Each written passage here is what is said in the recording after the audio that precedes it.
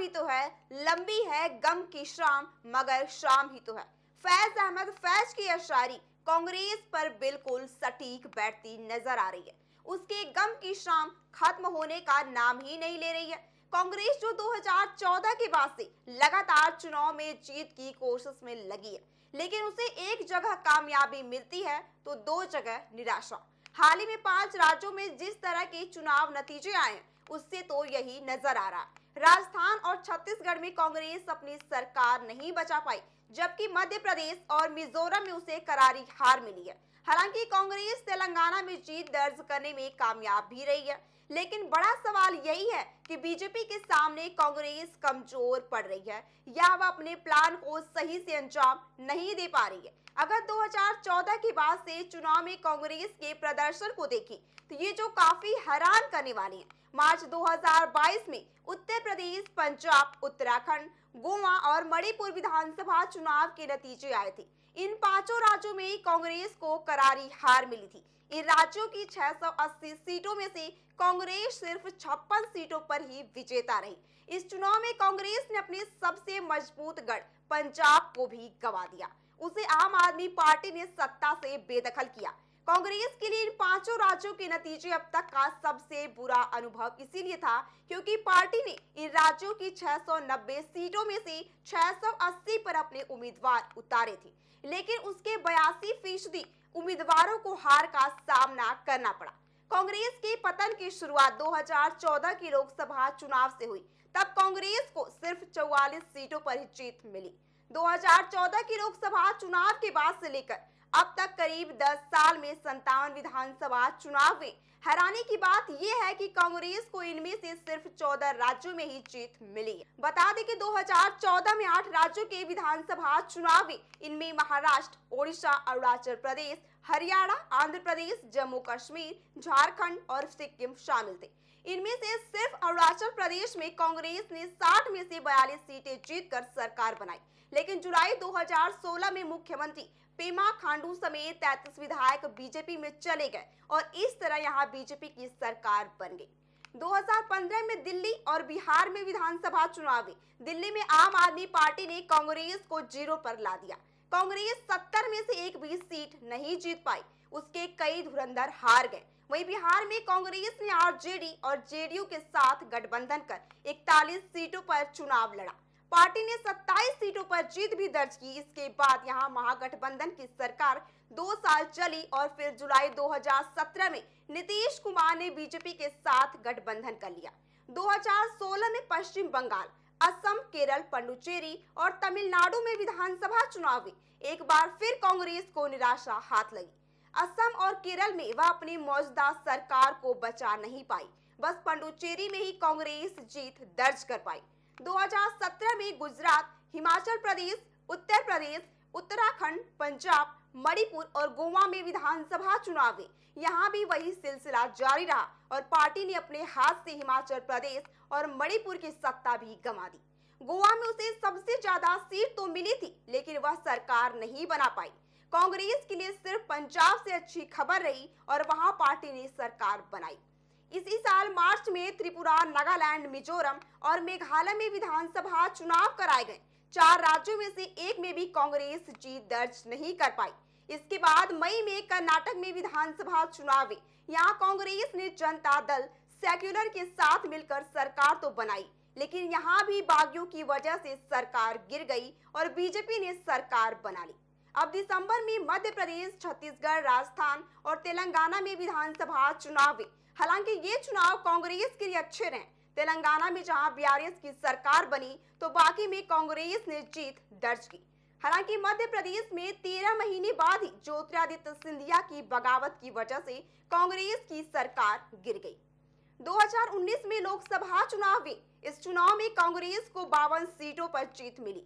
लोकसभा चुनाव के बाद आंध्र प्रदेश, अरुणाचल प्रदेश, हरियाणा, झारखंड, महाराष्ट्र, ओडिशा और सिक्किम में विधानसभा चुनाव का आयोजन हुआ। इनमें भी सिर्फ झारखंड और महाराष्ट्र में कांग्रेस गठबंधन की सरकार बना पाई। एक बार फिर बिहार और दिल्ली के चुनाव की घोषणा एक साथ की गई। दिल्ली में फिर से आपने कांग्रेस को खत्म कर दिया और पार्टी एक भी सीट नहीं जीत पाई। बिहार में कांग्रेस ने आरजेडी के साथ गठबंधन किया, लेकिन उसे हार का सामना करना पड़ा। इसी साल तमिलनाडु, पश्चिम बंगाल, असम, केरल और पुडुचेरी में विधानसभा चुनाव हुए। इनमें से 4 राज्यों में कांग्रेस हार गई। पुडुचेरी में कांग्रेस अपनी सत्ता भी नहीं बचा पाई। तमिलनाडु में द्रमुक समेत अन्य दलों से गठबंधन के बाद उसकी सरकार है। इस साल मध्य प्रदेश, उत्तर प्रदेश, पंजाब, उत्तराखंड, मणिपुर और गोवा में भी चुनाव हुए। इनमें से मध्य प्रदेश में ही कांग्रेस सरकार बनाने में कामयाब रही, बाकी हर जगह पार्टी हार गई। पंजाब में उसके हाथ से सत्ता भी चली गई। इस साल सबसे पहले कर्नाटक में चुनाव है, जहां कांग्रेस ने जीत दर्ज की है। इसके बाद नवंबर में मध्य प्रदेश, छत्तीसगढ़, राजस्थान, तेलंगाना और मिजोरम में चुनाव हुए, लेकिन पार्टी सिर्फ तेलंगाना में ही जीत दर्ज कर सकी। उसके हाथ से छत्तीसगढ़ और राजस्थान की सरकार भी चली गई।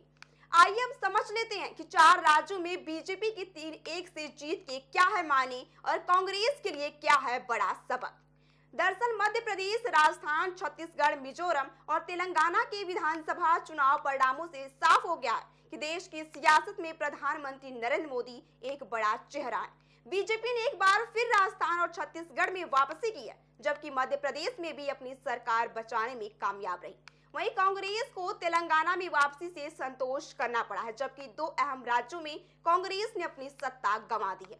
बीजेपी की 3-1 से जीत के पीछे क्या फार्मूला रहा, तेलंगाना में कांग्रेस की वापसी का रास्ता कैसे बना और ओवरऑल परिणामों में कांग्रेस के लिए क्या सबक छिपे हैं, इसके बारे में आइए आपको डिटेल में समझाते हैं।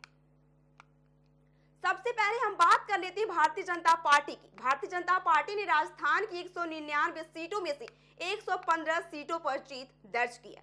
यहाँ कांग्रेस को 69 जबकि अन्य पार्टियों और निर्दलीयों को कुल 15 सीटें मिली।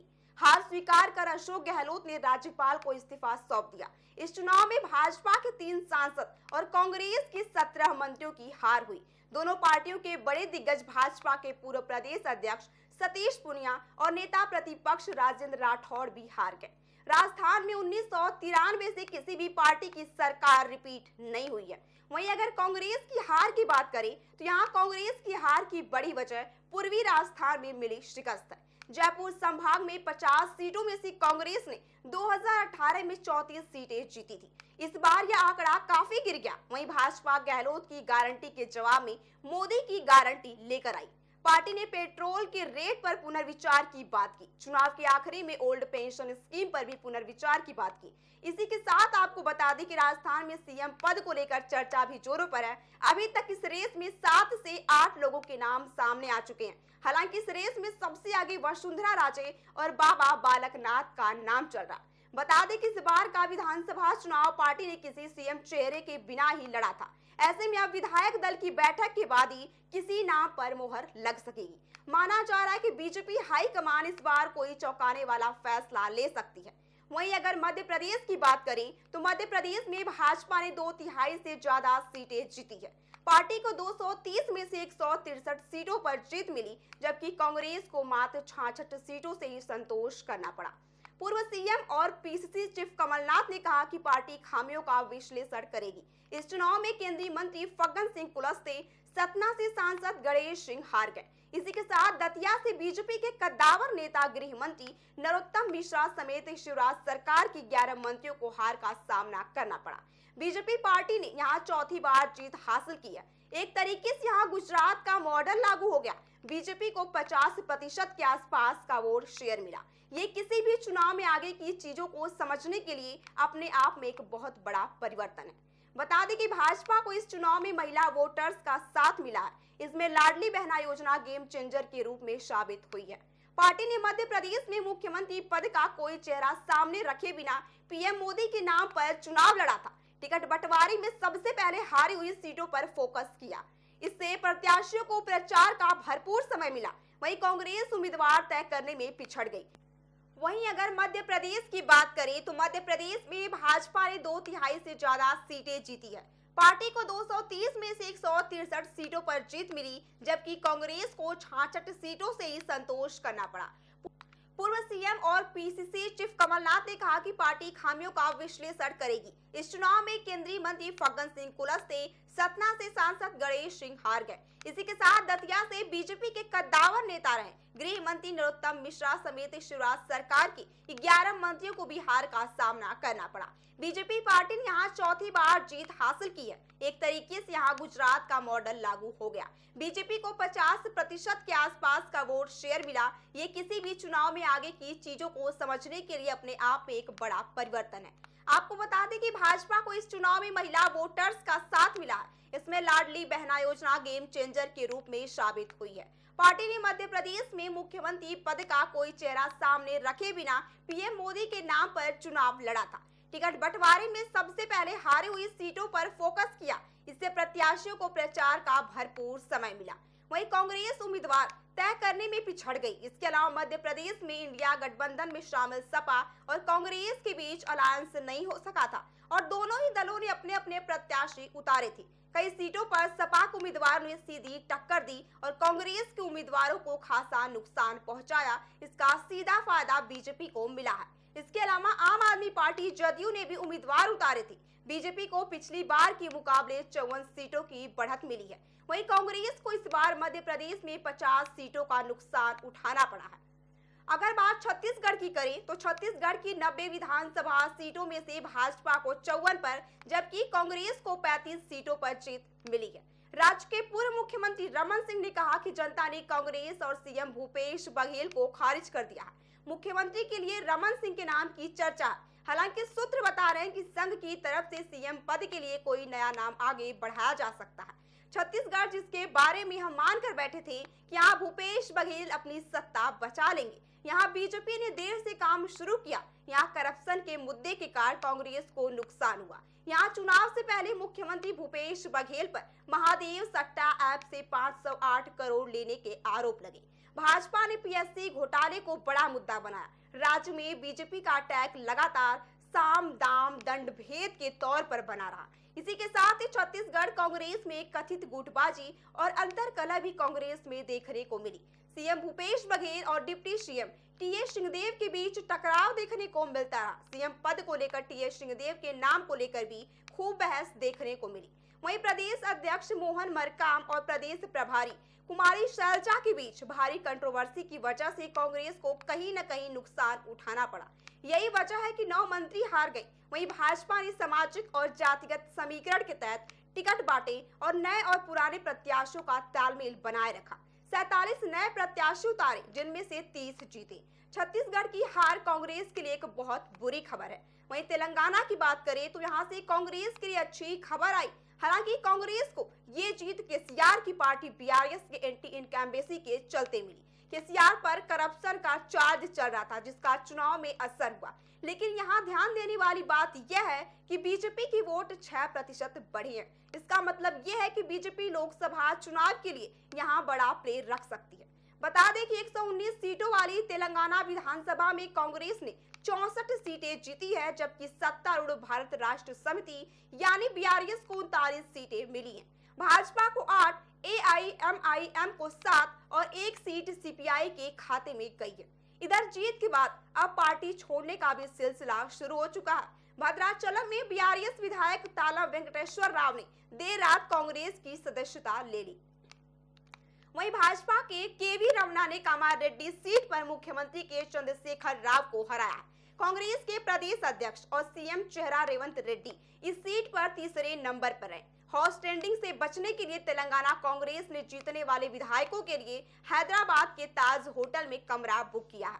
वहीं आपको बता दें कि परिणाम वाले दिन यानी कि 3 दिसंबर को तेलंगाना में बहुमत का आंकड़ा पार करने के बाद रेवंत रेड्डी ने राजभवन पहुंचकर सरकार बनाने का दावा पेश किया था।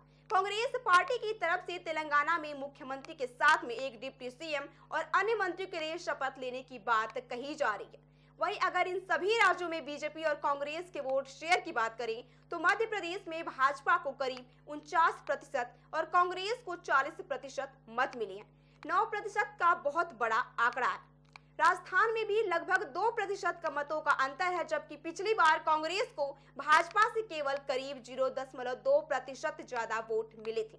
छत्तीसगढ़ में भाजपा में पिछली बार करीब 33% और कांग्रेस ने 43% वोट पाया था, जबकि इस बार भाजपा को 45% से अधिक और कांग्रेस का वोट लगभग 39% रहा। वहीं तेलंगाना में भाजपा को करीब 14% और कांग्रेस को 28.43% लोगों ने मतदान किया था। आपको बता दें कि इन चुनाव में कांग्रेस की हार की कई बड़े कारण हैं, लेकिन सबसे बड़ी गलती थी मोदी के प्लेबुक को कॉपी करना।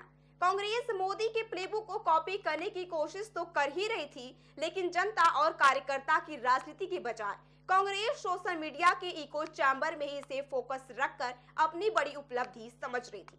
कांग्रेस की रणनीति की ये बड़ी नाकामी है। कांग्रेस की हार का एक और असर बड़े पैमाने पर इंडिया गठबंधन पर भी पड़ा है। इस विपक्षी गठबंधन में कांग्रेस अब कमजोर स्थिति में पहुंच गई है। पूरे हिंदी हार्टलैंड में कांग्रेस पार्टी बीजेपी से पिछड़ गई है। जहां बीजेपी को नीचे लाने के लिए कांग्रेस का उभरना जरूरी है, वहां कांग्रेस नॉन परफॉर्मिंग रही है। यहाँ कांग्रेस परफॉर्म कर रही है, वहां बीजेपी मुकाबले में है ही नहीं।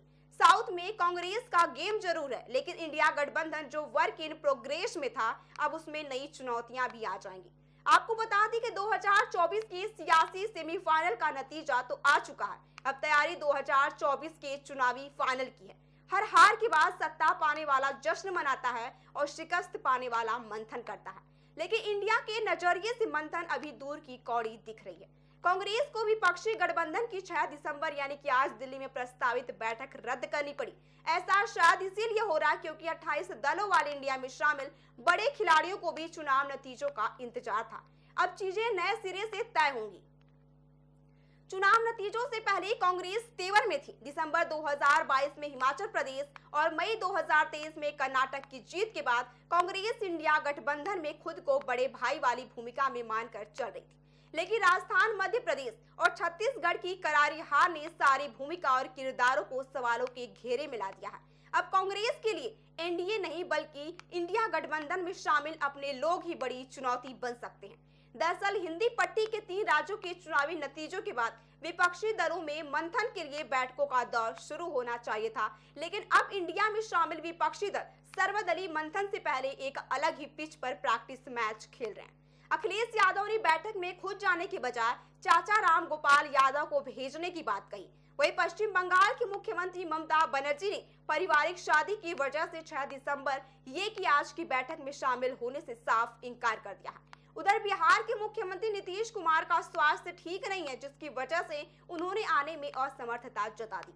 अखिलेश यादव यानी यूपी के पूर्व मुख्यमंत्री और उत्तर प्रदेश में विपक्ष का सबसे बड़ा चेहरा नीतीश कुमार यानी बिहार में एनडीए के सामने मजबूती से लड़कर सरकार बनाने वाले मुख्यमंत्री ममता बनर्जी यानी कि बंगाल में बीजेपी को लोकसभा में पीछे छोड़ने वाली और विधानसभा चुनाव में बीजेपी से टकराकर लगातार तीसरी बार सत्ता पर काबिज रहने वाली हस्ती हैं। इंडिया गठबंधन के 3 बड़े दलों का रुख देखते हुए कांग्रेस को दिल्ली वाली बैठक रद्द करनी पड़ी। यूपी से लेकर पश्चिम बंगाल तक कांग्रेस न केवल अपनी सत्ता और सीटें बल्कि जनाधार भी खोती जा रही है। यूपी में महज एक लोकसभा सीट रायबरेली सोनिया गांधी पर सिमट चुकी कांग्रेस बिहार और पश्चिम बंगाल में नीतीश कुमार और ममता बनर्जी के इशारे के बिना पंजे को मजबूत नहीं कर सकती है। अखिलेश यादव, नीतीश कुमार और ममता बनर्जी तीनों अपने अपने दलों के सर्वे सर्वा। अखिलेश पूर्व सीएम और नीतीश ममता मुख्यमंत्री हैं। ममता बनर्जी ने इंडिया की पहली बैठक से पहले खूब तेवर दिखाए, लेकिन वो नीतीश कुमार के नाम पर आ गई थी। वहीं अखिलेश यादव भी नीतीश कुमार की देखरेख में इंडिया की बुनियाद रखने पहुंच गए थे। हालांकि 3 बैठकों के बाद और 3 राज्यों के चुनाव नतीजे आने पर सबका गुस्सा कांग्रेस पर फूट रहा है। लिहाजा अब इंडिया को मजबूत करने वाली सियासी हैसियत रखने वाले दल कांग्रेस पर प्रेशर पॉलिटिक्स की आजमाइश कर रहे हैं। इंडिया गठबंधन की अब तक कुल 3 बैठकें हुई हैं। तीनों बैठकों में सबसे अहम किरदार थे अखिलेश, ममता और नीतीश। इन तीनों के बिना 2024 में इंडिया गठबंधन का चुनावी विस्तार और सियासी कामयाबी पर शंका के बादल मंडराते रहेंगे। विपक्षी महागठबंधन की पहली बैठक 13 जून 2023 को पटना में हुई, जिसमें 17 दल शामिल हुए थे। वहीं दूसरी बैठक जुलाई 2023 को बेंगलुरु में हुई, जिसमें पटना से 9 दल ज्यादा यानी कि 26 दल शामिल हुए। इंडिया की तीसरी बैठक मुंबई में 31 अगस्त 2023 को हुई। इसमें बेंगलुरु से 2 दल ज्यादा यानी कि 28 दल शामिल हुए। लेकिन अब तीनों राज्यों के चुनाव नतीजों के बाद आलम यह है कि चौथी बैठक हो ही नहीं पा रही है। अलग अलग विचारधारा के बावजूद 3 दौर का मंथन हुआ, लेकिन हाल ही में विधानसभा चुनाव में एक दूसरे के खिलाफ जमकर हमले भी हुए। एकजुट रहकर बीजेपी और एनडीए से लड़ने के बजाय कांग्रेस और सपा आपस में ही लड़ने लगी। इससे चुनाव के दौरान जनता में अच्छा संदेश नहीं गया। बहरहाल अब तीनों राज्यों के नतीजे आने के बाद इंडिया के 3 अहम दोस्त अपना चौथा कदम फूंक फूंक कर रखेंगे। अखिलेश यादव, नीतीश कुमार और ममता बनर्जी तीनों अब अपनी शर्तों पर इंडिया गठबंधन की बैठक का हिस्सा होंगे। वो शर्तें क्या होंगी, इसी पर फिलहाल सब अलग अलग मंथन कर रहे हैं। अखिलेश यादव के इनकार के पीछे वजह बड़ी साफ है। उन्होंने एमपी में कांग्रेस से सिर्फ 7 सीटें ही मांगी थी। कांग्रेस के इनकार के बाद सपा के साथ जुबानी जंग भी हुई। बहरहाल अब नतीजा सामने है। एमपी में सपा को नोटा से भी कम वोट मिले, जबकि कांग्रेस की करारी हार हुई। इस पर अखिलेश यादव ने कहा कि अब कई लोगों का तापमान कम हो गया होगा। उनका इशारा कांग्रेस की ओर था। अनुमान है कि अब अखिलेश यादव यूपी में कांग्रेस को सिंगल डिजिट सीटों तक ही सीमित रखेंगे। यही सपा के लिए इंडिया गठबंधन में बने रहने की सबसे बड़ी शर्त होगी। वहीं नीतीश कुमार और जेडीयू भी इंडिया में अहम भूमिका के लिए जोर लगा रहे हैं। जेडीयू सांसद केसी त्यागी ने 3 राज्यों में कांग्रेस की हार के बाद साफ कह दिया कि नीतीश कुमार को इंडिया गठबंधन का चेहरा बनाना चाहिए। जेडीयू की ओर से ऐसी मांग इसीलिए की गई है क्योंकि पटना में नीतीश कुमार ने सभी विपक्षी दलों को एक मंच पर लाने की पूरी कोशिश को कामयाबी बनाया था, लेकिन उसके बाद बेंगलुरु और मुंबई दोनों मीटिंग में कांग्रेस ने इंडिया की बैठकों की कमान अपने हाथों में ले ली थी। यहाँ तक कि संयोजन वाली कमेटी में भी तेजस्वी का नाम था, नीतीश का नहीं। लिहाजा मौका देकर जेडीयू ने चौका मार दिया है। अब इतना तो तय है कि जेडीयू इंडिया गठबंधन की एक डोर अपने हाथ में रखना चाहता है ताकि सभी दलों से उसकी सियासी दोस्ती हो सके और मौका पड़ने पर वो बड़ी भूमिका में आ सके।